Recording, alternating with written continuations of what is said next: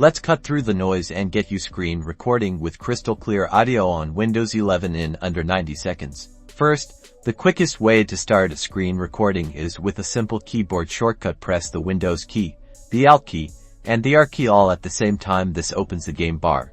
Now, make sure the microphone icon is enabled. If it's grayed out, click it to turn it on. This ensures your voice is captured during the recording. If you are not talking, this will record audio from your PC. Next, click the record button. It looks like a circle. A small timer will appear on your screen, indicating the recording is in progress. Perform the actions you want to record on your screen. Explain things clearly as you go, because everything you say and do is being captured. When you're finished, click the stop button in the game bar or simply use the Windows key, Alt key, and R key shortcut again.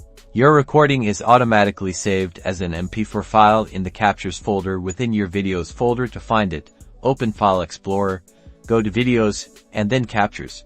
And that's it. You've successfully recorded your screen with audio using the built-in Windows 11 game bar. Subscribe for more easy Windows 11 tutorials now. Go create awesome recordings.